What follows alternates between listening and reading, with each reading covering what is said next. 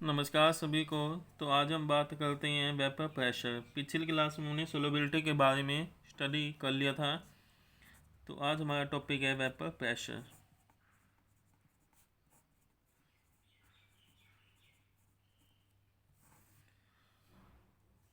तो what is vapour pressure? It is the pressure exerted by the vapours at equilibrium state.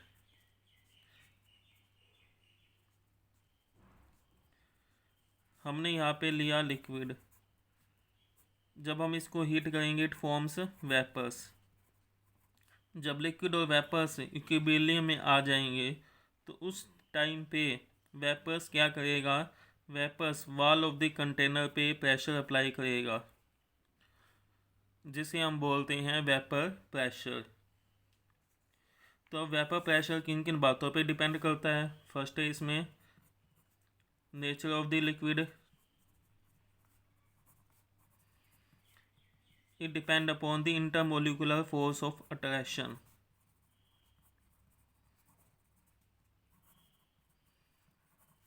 Between the particle.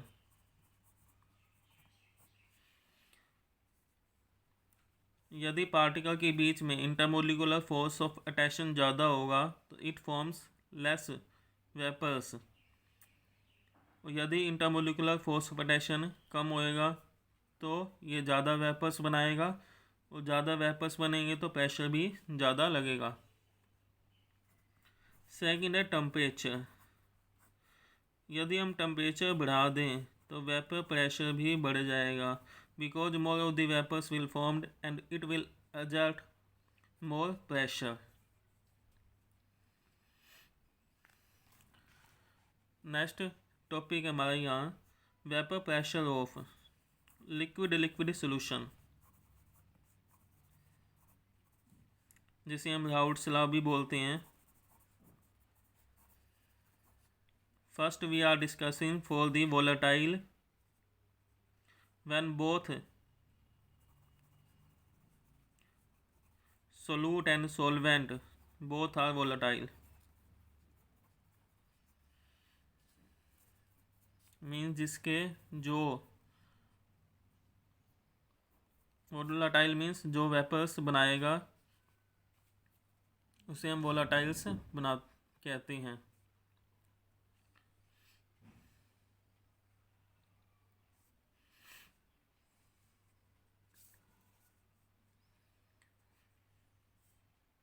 अब हम बात करते हैं अबाउट दी राउट्स लॉ।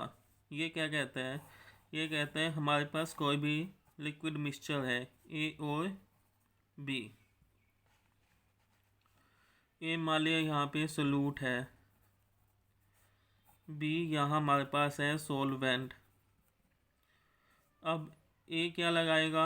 ए और B दोनों कंटेनर में मिक्सअप है, दोनों का अपना प्रेशर लगाएंगे दोनों। तो ए जो प्रेशर लगाएगा उसे हम बोलेंगे P A, partial pressure of A.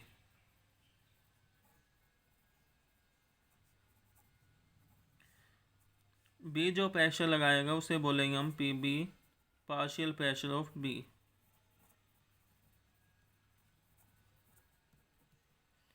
Total pressure को हम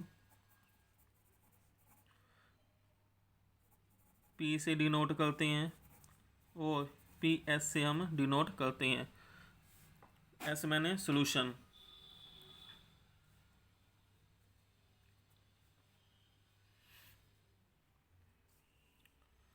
यदि प्रेशर हम ए और B liquid different different containers में ले लें तो ए जो प्रेशर लगाएगा उसे हम डिनोट करते हैं पी नोट ए से, और बी जो प्रेशर लगाएगा उसे हम डिनोट करते हैं पी नोट बी। अब पी नोट ए क्या है यहाँ पे? Vapour pressure at pure state. जब ए इंडिविजुअल है, बी के साथ मिक्सअप नहीं है, तो ए का जो प्रेशर होएगा उसे हम बोलेंगे vapour pressure at pure state. Similarly B जो प्रेशर लगाएगा उसे बोलते हैं P naught B, vapour pressure of B at pure state. तो यहाँ पे हम तीन तरह के प्रेशर की बात करते हैं। फर्स्ट हमारे पास है टोटल प्रेशर, फिर पार्शियल प्रेशर और vapour pressure at pure state. Pure state को हम डिनोट करते हैं पी नोट से, पार्शियल प्रेशर को पी ए से, पी बी से, टोटल प्रेशर को हम पी या पी एस से डिनोट करते हैं। तो अब राउट्स लॉ क्या कहता है? ये कहता है वेपर प्रेशर, ये कहता है in a solution partial pressure is directly proportion to the mole fraction of the substance. यदि हम पार्शियल प्रेशर ए का निकालते हैं तो ये डायरेक्टली प्रोपोर्शनल होएगा mole fraction of the A. यदि हम बी का निकालते हैं तो it also directly proportion to the mole fraction of the B. तो यदि हम डायरेक्टली प्रोपोर्शनल का साइन हटाते हैं तो हमें कोस्टेंट लगाना होता है। यहाँ पे जो हम कोस्टेंट लगाते हैं वो लगाते हैं हम पी नोट ए। सिमिलरली यहाँ हम लगा देंगे P naught B vapour pressure at pure state से हम इसे मल्टीप्लाई कर देते हैं। तो राउट्स लॉ को हम मॉडिफाइड करके लिख सकते हैं according to this law in a given solution partial pressure is equal to the product of, product means multiply, इनमें क्या आपस में multiply, it is the product of vapour pressure at pure state and mole fraction at a given temperature.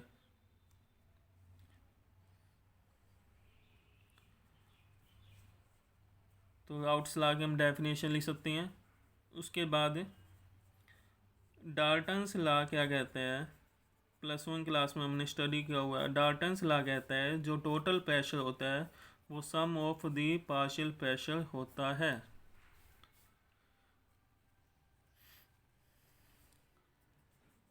So we can modify this putting value P naught A x A plus P naught B x B।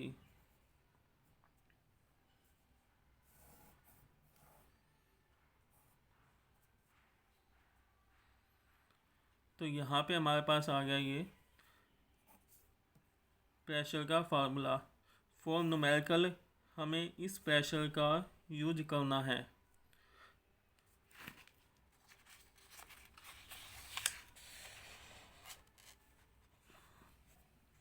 अब हम इसे modified करते हैं। हमें पता है x A plus x B हमारे पास होता है 1। तो यहाँ से हम एक्स ए निकाल सकते हैं which is equal to 1 minus में एक्स, यह वैल्यू हमने पुट कर दी।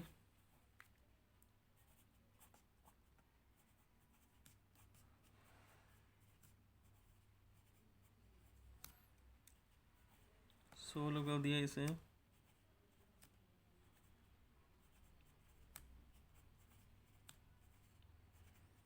इसमें से हम कॉमन ले सकते हैं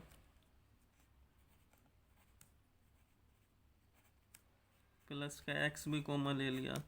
यदि हम एक्स भी प्लस का कॉमन लेते हैं तो इस वाले में से यहाँ रह जाएगा हमारे पास पी नोट बी प्लस का, इस वाले में से यहाँ रह जाएगा माइनस का पी नोट ए। तो अब हमारे पास ये इक्वेशन बनेगी। इसे हम लिख सकते हैं y equal to M X plus C. So if we make graph between y pressure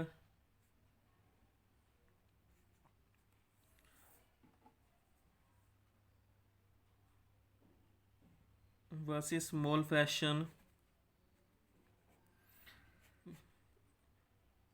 यहाँ पे हमारे पास है intercept which is equal to C P naught A and pressure increasing. Pressure solute के अंदर हम सोलवेंट ऐड कर रहे हैं तो प्रेशर क्या हो जाएगा? बढ़ेगा। पहले कम था प्रेशर, पी नोट ए का प्रेशर कम है, प्रेशर इसके अंदर कोई चीज़ ऐड हो रही है तो पी क्या आएगा, इसकी वैल्यू ज़्यादा आएगी। तो ये हमारे पास पी एक्स डायग्राम यहाँ पे बन जाएगा। तो दोबारा से हम इसे ग्राफ को स्टडी करते हैं। पी एक्स डायग्राम के बारे में हम बात करते हैं।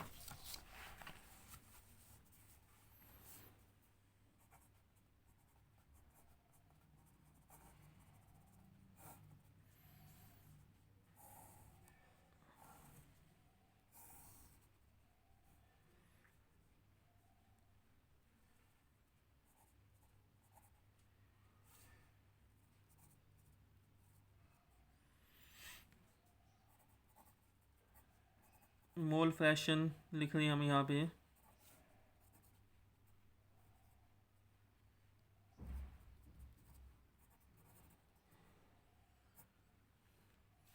हमारे पास इक्वेशन है pressure equal to P naught A x A plus P naught B x B.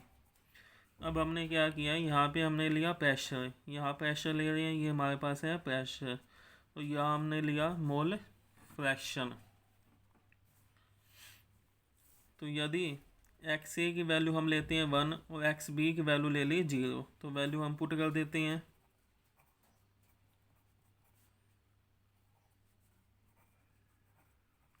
तो प्रेशर हमारे पास कितना आ गया, पी नोट ए। सिमिलरली प्रेशर की वैल्यू यदि हम यहाँ पुट कर देंगे, एक्स ए पुट कर दिया 0, यहाँ कर दिया 1, तो प्रेशर की वैल्यू आ गई पी नोट बी। प्रेशर की वैल्यू कितनी आ गई, पी नोट बी। अब हमने पीछे देखा था जब हम ग्राफ बनाते हैं तो हम यहाँ क्या ऑब्टेन करते हैं, स्ट्रेट लाइन ग्राफ ऑब्टेन करते हैं लाइक दिस। यदि हम इसे मीट कर दें तो ये हमें क्या देता है लाइन, ये हमें देता है लाइन पार्शियल प्रेशर।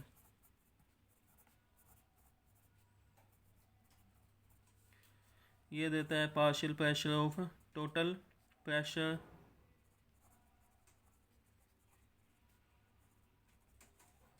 जिसके बारे में हमने पहले भी बातें कर ली है।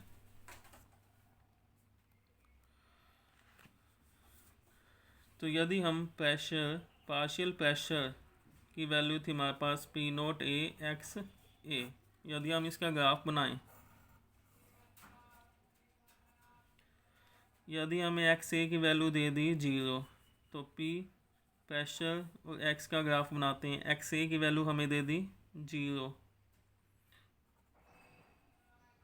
तो यहाँ से ग्राफ होएगा, जैसे जैसे वैल्यू बढ़ेगी पी ए की वैल्यू बढ़ेगी। यही ग्राफ हमने यहाँ बनाया। देखिए ये हमारे पास है यहाँ प्रेशर, यहाँ पे है मोल फ्रैक्शन। यदि एक्स ए की वैल्यू है 0 और यदि वैल्यू बढ़ती है तो ग्राफ हमें स्ट्रेट लाइन ग्राफ मिलेगा।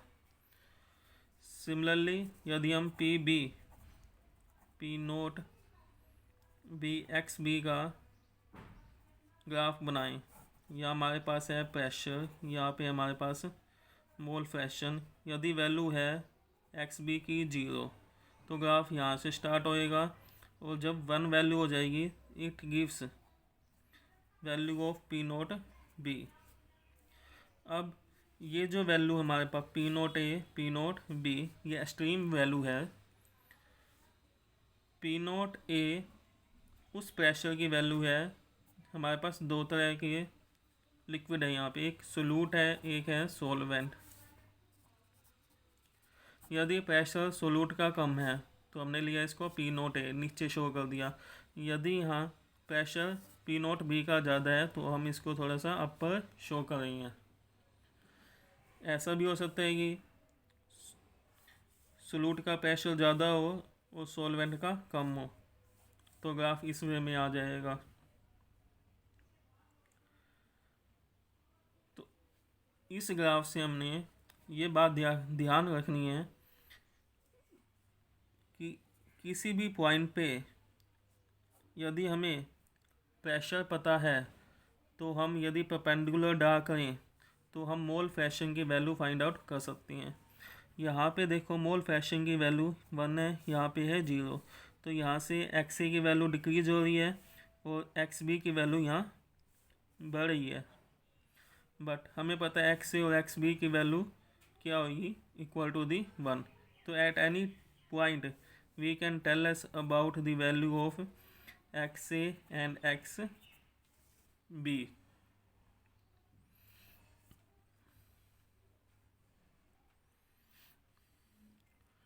फॉर न्यूमेरिकल, यदि हमें इस तरह का यदि क्वेश्चन दिया होता है, हमारे पास है pressure P naught A x A plus P naught B x B, ये हमने न्यूमेरिकल के लिए फार्मूला अप्लाई करना है। तो इसमें जो प्रेशर की वैल्यू आएगी, टोटल प्रेशर की, वो वैल्यू इन दोनों प्रेशर के बीच में लाई करेगी।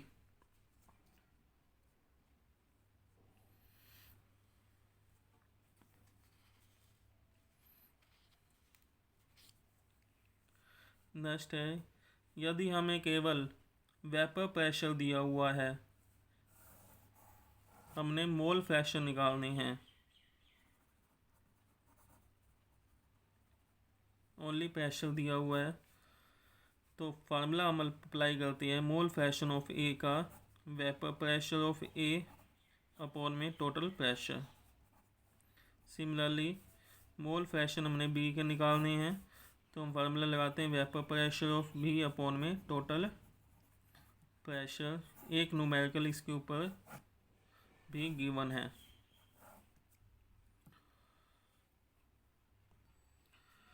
Now it should be noted that px diagram या Raoult's laws follow only for the ideal solution, because if gases undergo association or dissociation, then Raoult's law come out to be value of the Raoult's law or value of the pressure come out to be different.